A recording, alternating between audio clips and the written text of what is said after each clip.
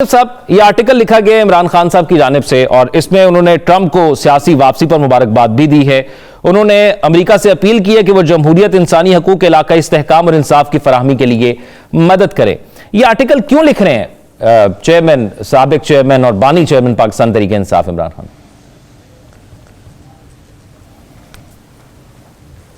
वो इसलिए है कि ऑप्शंस अब कम से कम होती जा रही हैं और तकरीबन ना होने के बराबर हैं।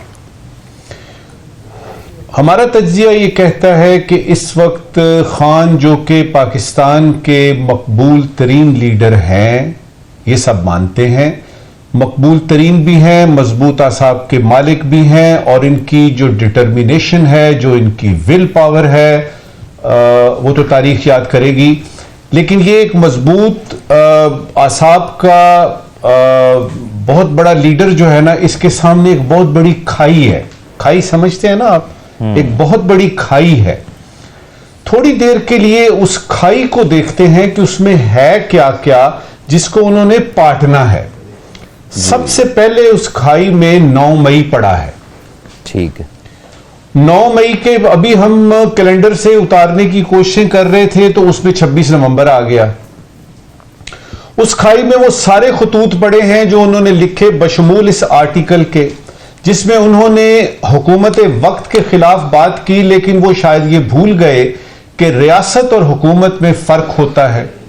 उस खाई में एहतजाज पड़े हैं जो कि मुंतज होते थे, जिसका रिजल्ट ये निकलता था कि एक और मुसीबत में, एक और केस में आ जाते थे। उस खाई में अल कादिर ट्रस्ट केस का 14 साल कैद का वो पड़ा है, वो मुजल्ला जो कि वो यानी ऑर्डर पड़ा है, जो कि वो बिल्कुल सामने है। उस खाई में आप देखिए क्या नहीं, उस खाई में यहां तक है कि वो जो जिल्लत आमेज किस्म के मुज़ाकरात थे जो कि उनको करने पड़े, वो भी पड़े हुए हैं, और उसका नतीजा 0 ज़बा 0 ज़रब 0 वो भी निकल गया, वो भी इस खाई में पड़ा है। इस खाई में और भी बहुत सारी चीजें पड़ी हैं।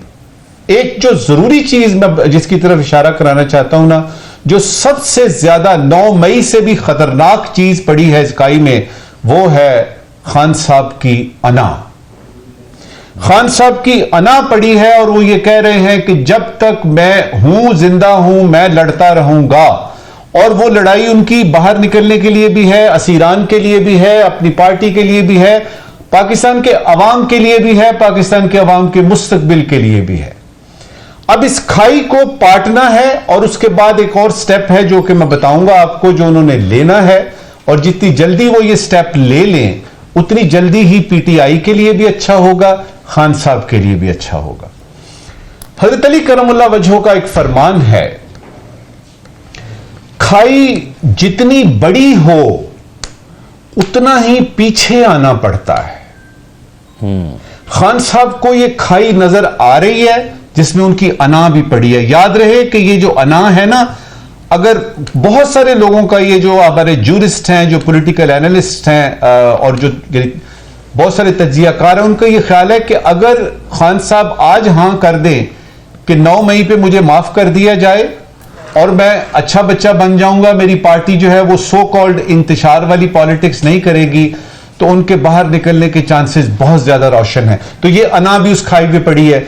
अब हजरत अली का करमुल्लाह वजहो को मैंने आपको बताया, ये कॉल बताया कि खाई जितनी बड़ी हो उतना ही पीछे आना पड़ता है। क्या पीटीआई, और जो कि पीटीआई का मतलब है खान साहब और खान साहब का मतलब है पीटीआई, क्या खान साहब को ये खाई नजर आ रही है? पहला सवाल। खान साहब इस खाई को पाटना चाहते हैं? दूसरा सवाल। खान साहब इस पार्टी को, इस खाई को पाट करने के जो अवामिल हैं, क्या उन पर अमल करने के लिए तैयार हैं? तीसरा सवाल। बात सीधी सीधी सी है, वो जो मैंने आपसे कहा था ना कि मैं बताऊंगा कि क्या करना चाहिए पीटीआई को और खान साहब को। पहले इस खाई को देखना है और इसमें पड़ी हुई अशियाए खुरोनोश जो हैं, जो कि बाकी सियासतदानों के लिए खुरोनोश ही है, क्योंकि वो रोज इसको खाते हैं, चबाते हैं और निगलने की कोशिश करते हैं। खान साहब को और उनकी पार्टी को एक नया बयानिया चाहिए।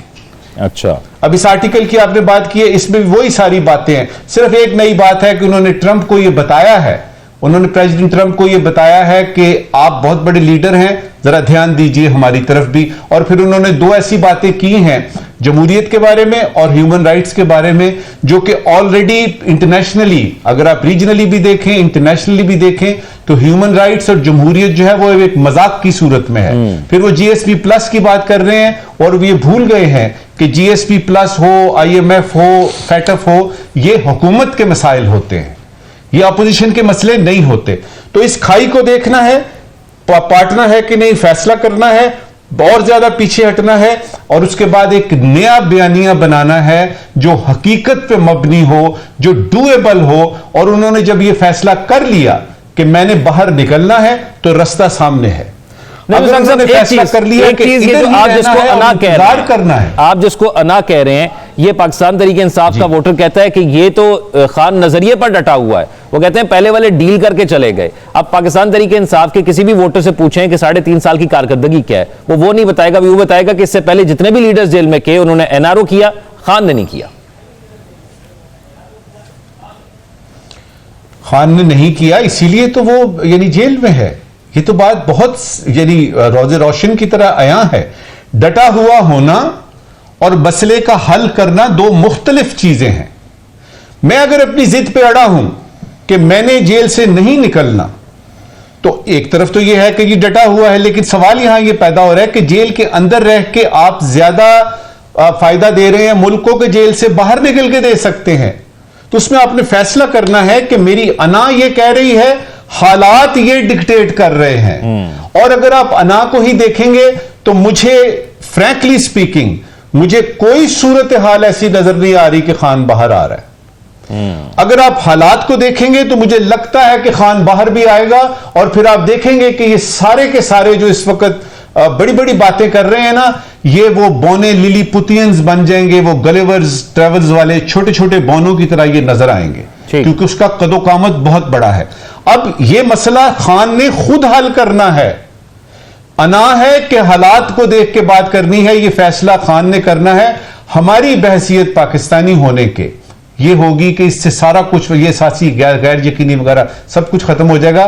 खान को ये फैसला जल्द अज जल्द करना चाहिए। तो साकिब साहब, ये गजा की या मशरक़ वस्ता की इस वक्त की सूरत हाल आपको क्या नजर आ रही है? आपको लग रहा है कि जो ठहराव इस वक्त मौजूद है वो कोई सख्त बयानबाजी नहीं आ रही, कोई उस तरह के अटैक्स नहीं हो रहे, ईरान भी खामोश, इसराइल भी खामोश, ये इसी तरह जारी रहेगी और मामला अमन के साथ आगे चलेगा?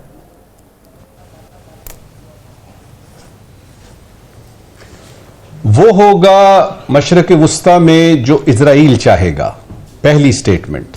वो होगा जो प्रेसिडेंट ट्रंप की एडमिनिस्ट्रेशन चाहेगी, कम से कम अगले 4 साल तक। अब ये देख लेते हैं कि पाकिस्तान और ईरान गजा को और मिडल ईस्ट को कैसे देख रहा है, क्योंकि मेरे नजदीक 3 इसमें व्यू पॉइंट हैं, डिफरेंट और टोटली डायमेट्रिकली ऑपोजिट। पहला है दुनिया कैसे देख रही है। दुनिया ये देख रही है कि जब ये यानी फरवरी में ये शुरू हुआ ना हमास और इजराइल का मसला, तो उसी वक्त आया कि जी हमने इस पे एक टेंट सिटी बनानी है, और वो टेंट सिटी जो है अभी खुल के सामने आ गया कि रिवियरा बनेगा वहां पे कोई टूरिस्ट रिजॉर्ट किस्म की चीज बनानी है अमेरिका ने और इजराइल ने। दुनिया इसको ऐसे देख रही है। अरब दुनिया कैसे ऐसे देख रही है, या मिडल ईस्ट की जो मुस्लिम ममालिक हैं वो कैसे देख रहे हैं? वो ये देख रहे हैं कि यार इनसे कब जान हमारी छूटेगी, कहीं हम पे ही ना ये बात आ जाए, इसका जो स्पिल ओवर इफेक्ट है वो हम पे ना आ जाए। पाकिस्तान में खास तौर पे, और ईरान और पाकिस्तान ये 2 मुल्क ऐसे हैं, इसमें इस सारे मसले को देखा जा रहा है जज्बाती तौर पे, जज्बाती तौर पे कि यार ये इजराइल जो है, ये मुल्हिद लोग फलाने, ये अरब दुनिया इकट्ठी क्यों नहीं हो जाती, ये ओआईसी क्या कर रहा है, और हमें मुसलमानों को ये करना चाहिए वगैरह वगैरह। जबकि जो अरब वर्ल्ड के अपने हैं उनकी हर एक की इंडिपेंडेंट फॉरेन पॉलिसी है, वो इसको अलग से देख रहे हैं। कईयों ने तो इजराइल को तस्लीम किया हुआ है जी। अब यह कि इस मसले का हल क्या है, अगर आप देखें दुनिया के लिहाज से, तो इसके मसले का वो हल है जो इजराइल चाहता है। और जहां तक इसकी इजराइल की बात है, अमेरिका ये कह चुका, डोनाल्ड ट्रंप साहब ये कह चुके कि किसी वक्त भी इजराइल को जंग में वापस आने का इख्तियार है। इसका मतलब यह है कि जंग बंदी होगी, इजराइल चाहेगा, अब दोबारा आना चाहेगा, इजराइल चाहेगा। हम लोग जज्बात को थोड़ा सा जरा एक तरफ रखें और सिर्फ 2 बातों पे गौर करें।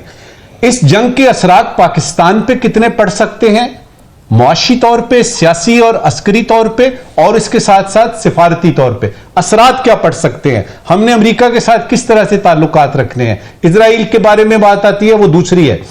अब्राहम अकॉर्ड्स अगर दूसरे आते हैं और उसमें कुछ और यानी मुस्लिम ममालिक भी तस्लीम करते हैं, खास तौर पे अगर KSA सऊदी अरेबिया तस्लीम कर लेता है, तो फिर पाकिस्तान की क्या ऑप्शंस हैं। ये दो सवाल पाकिस्तान ने हल करने हैं। बाकी जज्बात को एक तरफ रखें, साफ साफ सूरत हाल आपको नजर खुद आ जाएगी।